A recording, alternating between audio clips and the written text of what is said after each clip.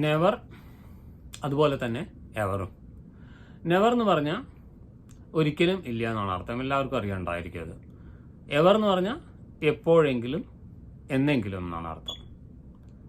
നെവറിൽ തന്നെ നോട്ട് ഉണ്ട്, ഒരിക്കലും ഇല്ല. അപ്പോൾ അത് എഴുതുമ്പോൾ അത് നെവർ വെച്ചിട്ട് ഒരു സെന്റൻസ് പറയുമ്പോൾ നമ്മൾ വീണ്ടും രണ്ടാമതൊരു നോട്ട് ചേർക്കേണ്ട കാര്യമില്ല. അതിൽ ഒരിക്കലും ഇല്ല എന്നുള്ള അർത്ഥം അതിൽ തന്നെ ഉണ്ട്. അപ്പം ഞാൻ ഒരിക്കലും ചെന്നൈ വിസിറ്റ് ചെയ്തിട്ടില്ല, ഞാൻ കണ്ടിട്ടില്ല, സന്ദർശിച്ചിട്ടില്ല എന്നും പറയണമെങ്കിൽ I have never visited Chennai. I have never visited Chennai. ഞാനൊരിക്കലും ചെന്നൈ സന്ദർശിച്ചിട്ടില്ല. എവർ എന്നുള്ളതിൻ്റെ അർത്ഥം വ്യത്യാസമുണ്ട്.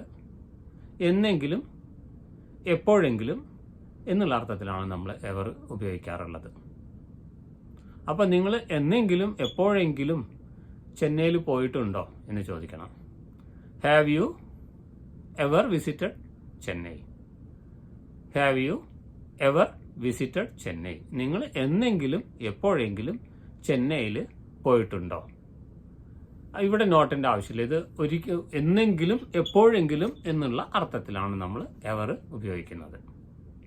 അപ്പോൾ അത് വെച്ച് ചോദിക്കുമ്പോൾ have you ever visited Chennai? നീ എന്നെങ്കിലും എപ്പോഴെങ്കിലും ചെന്നൈയിൽ പോയിട്ടുണ്ടോ, ചെന്നൈ സന്ദർശിച്ചിട്ടുണ്ടോ എന്നുള്ളതാണ്. എവറിന് വേറെയും അർത്ഥമുണ്ട്.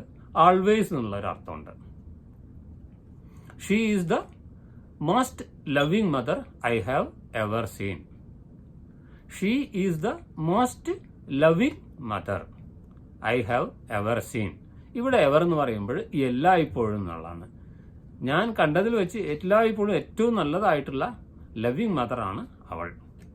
ആൾവേസ് എന്നുള്ള അർത്ഥത്തിലാണ് ഇവിടെ എവർ ഉപയോഗിക്കുന്നത്. ഞാൻ കണ്ടിട്ടുള്ളതിൽ വെച്ച് ഏറ്റവും നല്ലതായിട്ടുള്ള ലവിങ് മദർ എപ്പോഴും, എല്ലായ്പ്പോഴും ഇവരാണ്, ഈ സ്ത്രീയാണ്.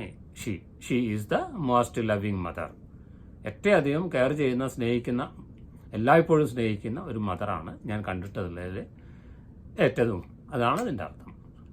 She is the most loving mother I have ever seen. അപ്പോൾ എവർ അവിടെ ഉപയോഗിക്കുന്നത് ആൾവേസ് എന്നുള്ള അർത്ഥത്തിലാണ്. ഇങ്ങനെ ആൾവേസ് എന്നുള്ള അർത്ഥത്തിലും എപ്പോഴെങ്കിലും, എന്നെങ്കിലും എന്നുള്ള അർത്ഥത്തിലും എവർ ഉപയോഗിക്കുന്നുണ്ട്. സന്ദർഭത്തിനനുസരിച്ച് തരംതിരിച്ച് മനസ്സിലാക്കിയിട്ട് ഉപയോഗിക്കുക. Thank you.